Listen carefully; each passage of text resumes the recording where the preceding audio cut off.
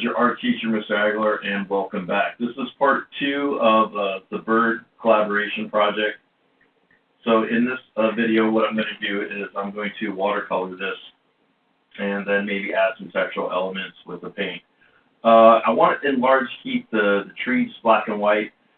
A few things that are going to probably have to be done. I'll probably have to put a thicker holding line around the tree and a thicker holding line around the bird after looking at it at the wall, because these are going to be seen from a distance and it's going to be part of a much larger piece.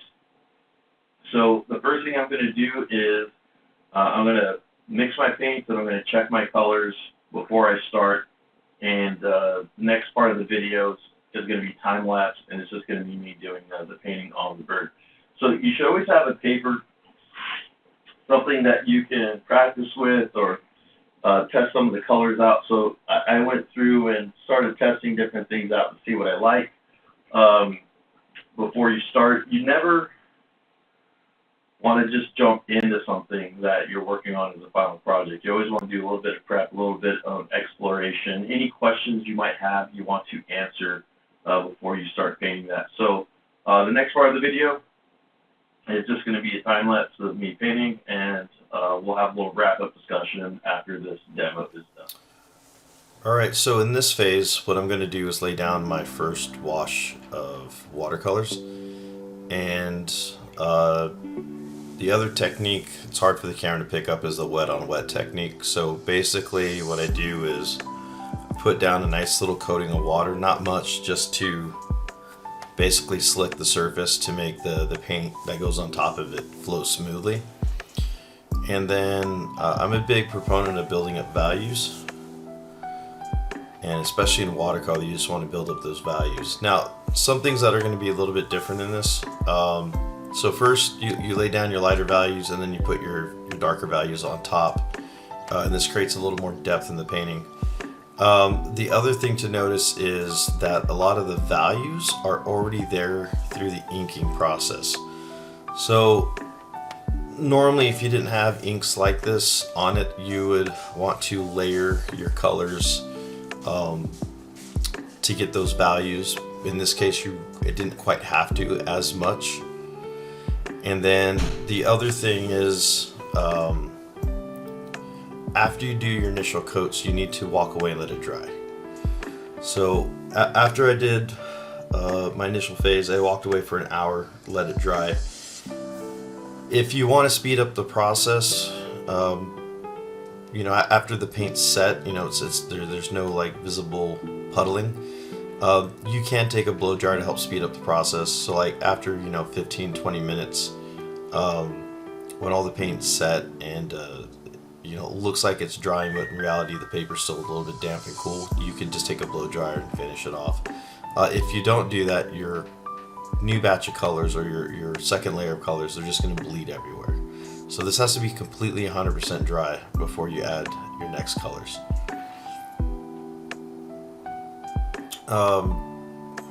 When you're looking at what you're painting, you know, start with the lightest part of whatever it is you're painting with watercolors, because that's where you want to start off with, and you want to work your way up to the darker areas.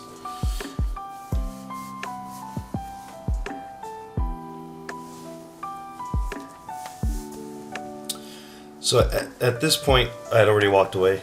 I would not be putting that blue down right there if the paint was wet. And then you'll see me lift the paper from time to time. I'm going to use gravity to kind of help push the paint and make it a little bit more organic.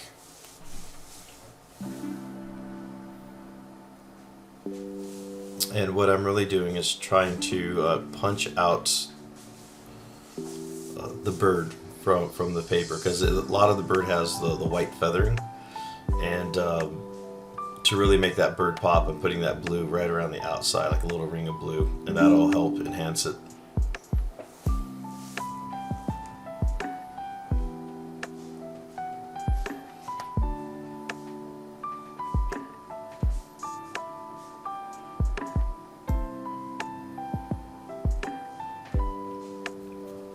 You might see some of the splattering. I do that with little flicks It's more of a controlled splatter.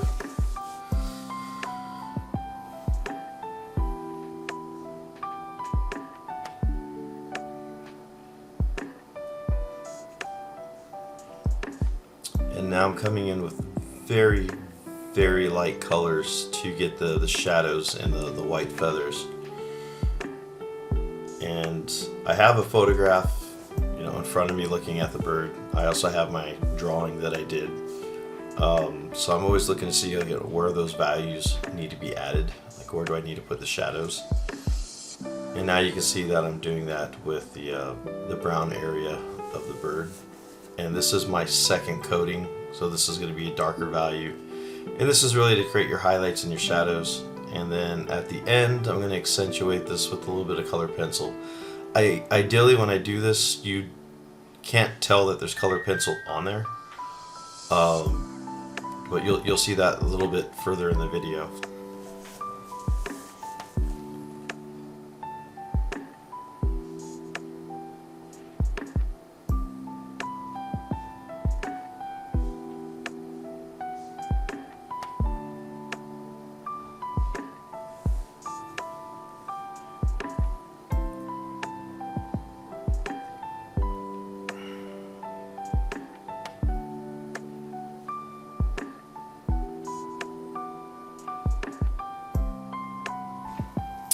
And now what I'm doing is adding another lighter coat. I'm extending that blue out, so it's going from darker to a lighter wash. And again, that's just to create a little bit more layering, a little bit more depth.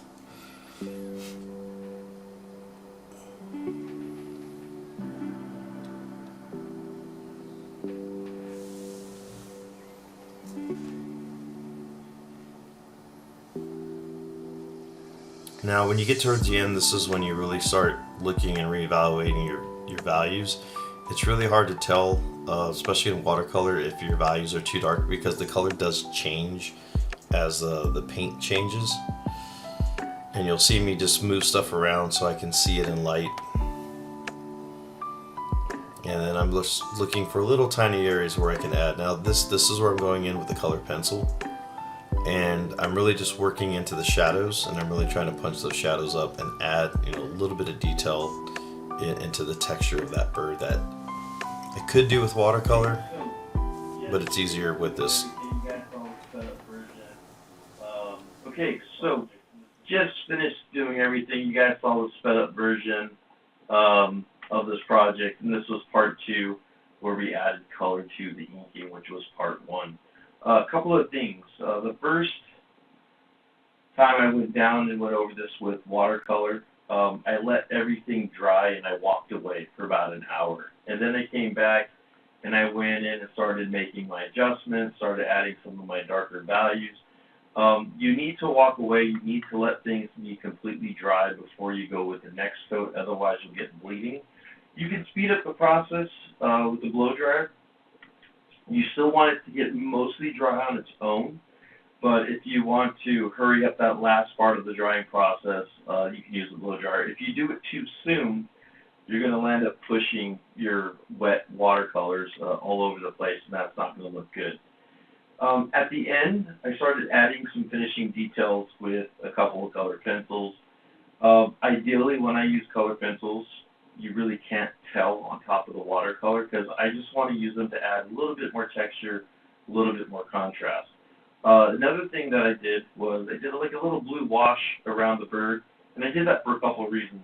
One, mainly is the bird has a lot of white feathers, this particular bird, and you wouldn't have any contrast, there wouldn't be any visual interest on it. So I wanted to make sure that I had something that would draw attention and bring the eye to the bird, create contrast against that white backdrop, because again, when we put all these together, we really want our focus to be on the birds. So you got to imagine, there's going to be like 24, 25 birds up in this tree. For right now, we're going to keep it black and white. And one other adjustment we'll probably have to make, the lines on the tree branches will probably have to get thicker. So we'll put it up on the wall, take a few steps back, 10 or 15 feet away from it, and then really look and see, okay, what do we need to change? What kind of adjustments do we need to make? But I can already tell you that we're going to have to thicken some of these lines for it to stand out.